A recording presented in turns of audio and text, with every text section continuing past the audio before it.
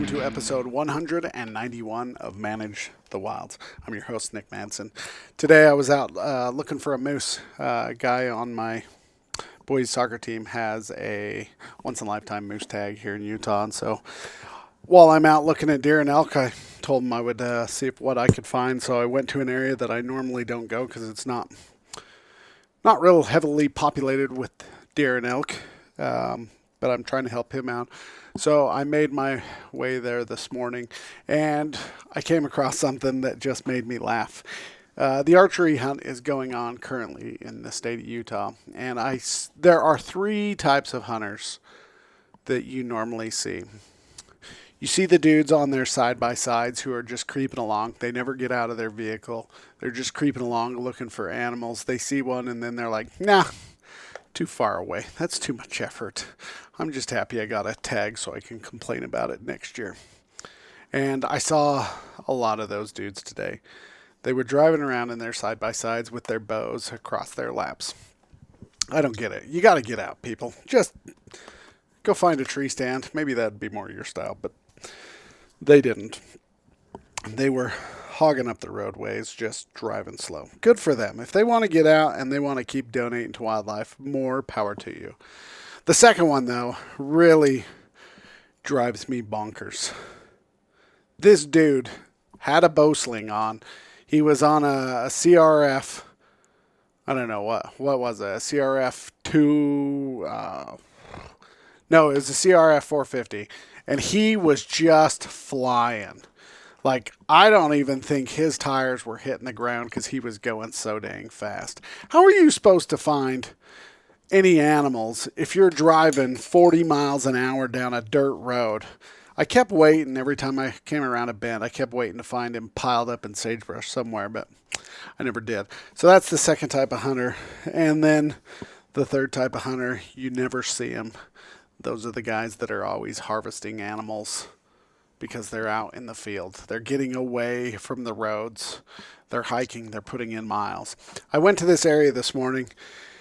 I've seen a lot of bulls there, and I've known some big bulls that have come out of this drainage. And so I headed there, and when I got there, I got to the trailhead. I parked the four-wheeler, and I hiked in. It's not even a long hike.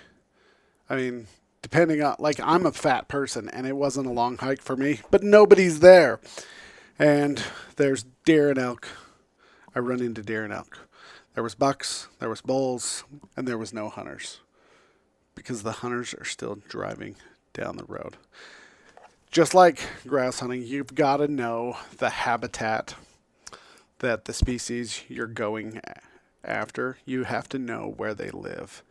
And I have rarely seen deer and elk living on roads. Most of them are dead that are on the roads. They're laying on the side of the road. I used to have to pick them up. So I can tell you without a doubt that you're not going to find very many live animals on a road. You got to get off the road. You got to go for a hike. But if you're just buying the tag to promote wildlife and to help fund wildlife projects, then more power to you. But if you're calling and you're complaining and you're going to meetings and you're complaining that you never get an animal and you're the one who drives your side by side that cost you 50 grand, and then you have a $100,000 truck and a $200,000 trailer, and you just never leave the side by side, don't complain. Just keep paying your money, though. Thank you. One of the challenges with wildlife management is when your population gets too large. Now, if your population is under objective, it's easy. You just cut tags. But what do you do if your population is over objective and it's largely private? It is really difficult to get harvest. It is super difficult to get harvest. One of the things that you can do is you can break the unit itself into smaller units and do different hunts at different times to push the animals around.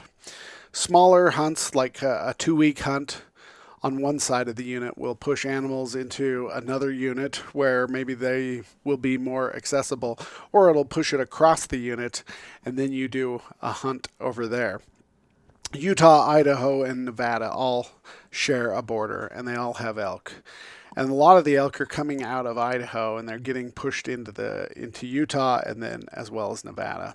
One of the issues that they used to have before they started working together, as states should, they would do a hunt in Idaho. It would drive the animals down into Utah. They would start hunting in Utah and it would drive them over to Nevada, and then Nevada would hunt and it would push them back into Idaho.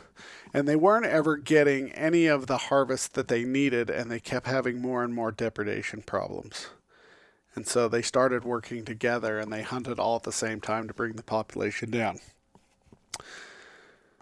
So, one of the hardest things to do is to get your harvest rate up. There are a bunch of different things you can try to do, but when an area is largely private and landowners don't like giving access, and there's nothing that states have created to compel landowners to give access when they're complaining about damage but refuse to allow hunters in, there's not a lot you can do. And there's definitely not a lot you can do when you're driving your side by side or your CRF 450 with a bow sling driving 40. You're probably not going to tag out. And you can say, well, he was late to a spot or whatever, but this was 8 o'clock, 9 o'clock in the morning, and he was just ripping down the road. I could hear him for miles while I was sitting in this drainage watching deer. You could hear that whap, whap, whap, as he was just ripping back and forth.